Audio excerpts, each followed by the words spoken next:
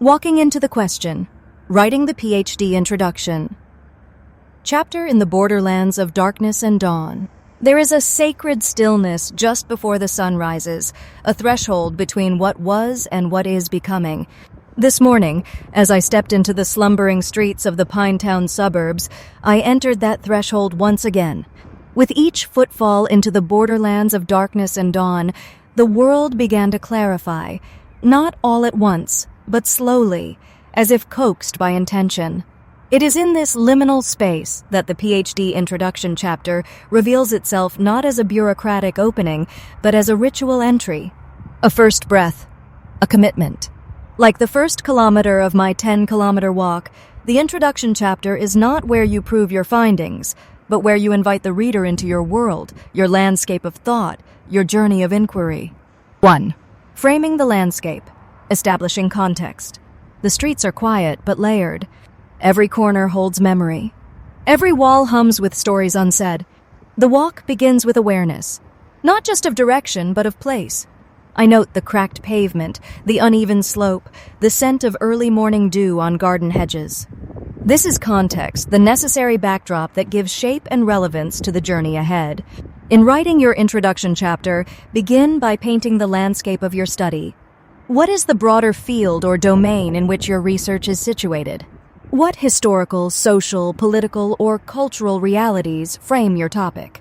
Where are the fault lines, the tensions, the silences? Just as I cannot walk without understanding where I am, you cannot write without locating your inquiry. Context is not background, it is terrain. 2. Naming the discomfort, identifying the problem.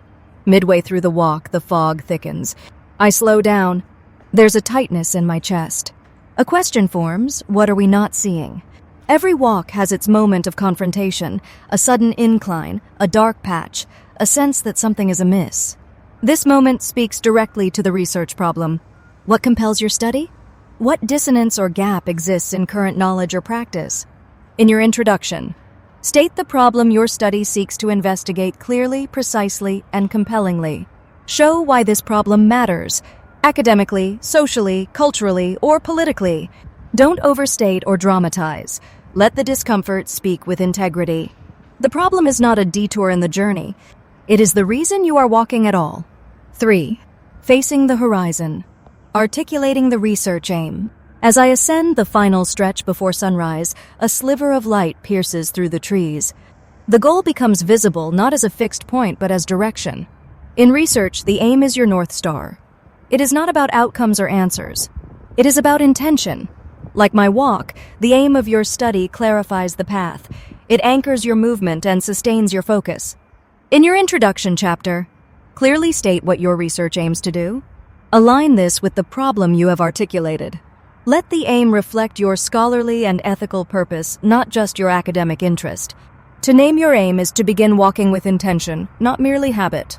4. Mapping the steps, outlining the objectives. Each kilometer becomes a marker not just of distance, but of purpose. I remember why I began. Objectives are the specific, researchable steps that bring you closer to your aim. They shape your design, frame your questions, and determine your data choices. In the introduction chapter, list your 3 to 5 research objectives clearly and logically. Use verbs like investigate, explore, compare, examine, interpret. Ensure your objectives are feasible, focused, and aligned with your methodology. The walk teaches me this. It is not enough to walk far. You must walk wisely, step by step. 5. Remembering why, stating the significance. As I pass familiar faces, the newspaper man, the woman sweeping her stoop, I remember this walk matters. Not just for me, but for the rhythm of this place. Significance is the heartbeat of your research. Why does this study matter? Who benefits? What contribution will it make? Your PhD is not just about you, it must reach beyond you. In your introduction, discuss the theoretical, practical, and societal significance of your study. Show how your work contributes to existing knowledge, debates, or practices. Ground your significance in the context and problem you have already framed. Like the walk, your research must be meaningful not only in design, but in impact. 6. Orienting the reader, chapter overview and structure. As I reach home, I pause. The journey is not just behind me, it now lives inside me. But for others to walk with me, they must know the map. Conclude your introduction by offering a roadmap. Let the reader know what lies ahead. Outline how your thesis is structured, what each chapter covers, and how the story unfolds. You are not walking alone. You are guiding others through your terrain of inquiry.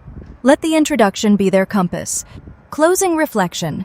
The introduction as threshold. This morning's walk through the shadowed borderlands of Pinetown suburbs reminded me that the PhD journey doesn't begin with data or theory. It begins with presence. With the courage to step into the unknown, to name the terrain, and to walk slowly through complexity. The introduction chapter is your opening breath, your moment of stillness before the stride. The space where you prepare your reader and yourself for the intellectual and emotional journey ahead. Let your introduction be more than structure. Let it be spirit. Happy learning.